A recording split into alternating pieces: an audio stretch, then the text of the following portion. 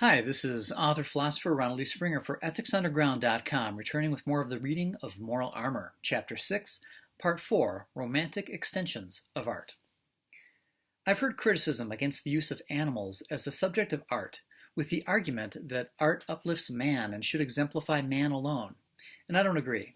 Why are wild animals so often used as symbols? The strong, proud stature of an eagle, the power and agility of a tiger, the alertness of an owl, and their total confidence shows us beings who act on purpose and without the concept of doubt, a moral dilemma provoked by religion and altruism's undercutting of man. What emerges for our contemplation is an entity acting consonant with its own nature. We extract the virtues we can practice in human terms, just as we do for superheroes.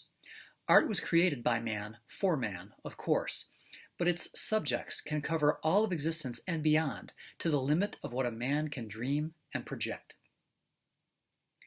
Along this line, sometimes we run across products that dramatize the deep thought and care that was put into them, products that have the grace of art and perform exquisitely. So well designed, they bring a sense of glamour to their use, accenting our view of man in the process.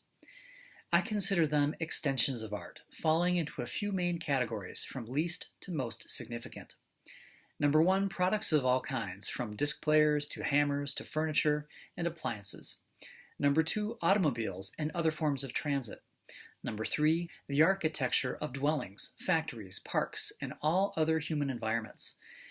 Number four, the structure of a human being and human action, its physical style and style of thought, its health, beauty, elegance, tact, class, and poise. 5. The structure of human institutions, their profitability, their timely pursuit of endeavors, and their accomplishment, the interwoven psyche of top-down conveyance, motivation, and coordinated action, and their stability and long-range effects. Man himself and his utilitarian creations cannot be classified under the strictest definition of art, as they do not serve the primary of contemplation. But they approach art, being as beautiful in form as they are in function, and personally, I get the most satisfaction from active participation involving the objects and entities I prize. I've always sought the most artistic surroundings as the medium for myself to become worthy of, be they cars, places, companions, or ideas. While photography is not classified as a primary art either, I find most of my visual inspiration through it, in periodicals covering exotic cars and locations, glamorous people, and events. Though I grant romantic significance to sculpture and indulge the rare opportunity to enjoy it, I'll take People or Playboy magazine over a museum pass any day. Looking at mummies just doesn't make my heart race. Perhaps this is just youth talking, youth here at 49, but in my view, the most beautiful and successful people, standing still or in motion, are the attributes exemplified in sculpture anyway. In theater, I prefer the wholesomeness and intellectual depth of old movies. Notice the poise of actors and actresses in the 60s, the flowing poses lost in modern productions. Look at the musicals where half an actor's value was in motion and song, not just in memorizing lines or hostility. I miss the days when every perceivable facet of an actor's being was honed into art, when it truly was a profession. We looked up to our heroes in a much deeper sense then, as there was so much more to grasp and value in their conduct. It was a projection of the human ideal. Imagine what a man's bearing tells you of his character when he stands straight, looks alert, speaks clearly, and moves decisively. The use of man's body expresses his sense of life. The use of his mind reveals his worth. As an actor or as an observer, his response to romanticism is a window to his soul. We need a romantic release to renew and refocus as we travel our own roads of self-actualization. Such excruciating effort is draining, and to have a chance to feel the state of arrival at one's ideal is all the motivation we need to stay the course. Literature is the most important, as nothing beats an explicit explanation of romantic premises, though I find music the most accessible. Exaltation in 4 minutes or less. Literature requires a much greater investment in time. Notice we can't sit around in a state of euphoria for long, however. Nature requires that we top off our tanks and get back out on the road. Those fully conscious of the virtue in their own progressive intent remain aware of this artistic link at all times, allowing romanticism to accent their every endeavor. It can be experienced anytime one stays cognizant of one's actions, being aware of choices and making the right choices, seeing their cause and effect together, at the greatest range one cares to define.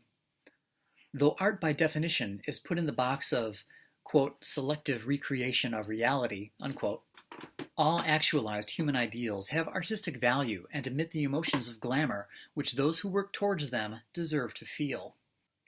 Many people exist in a constant state of intellectual and romantic starvation. I have found very few vents, very few works of art that could give me the release I needed.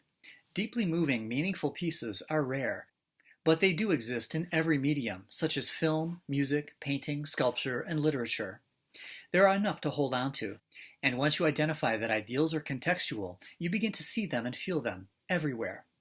At the most significant level, listening to Beethoven or James Horner's Legends of the Fall, reading Ayn Rand's works, or studying Greek sculpture or paintings by Monet or Vermeer are among the only times I feel compensated for my effort.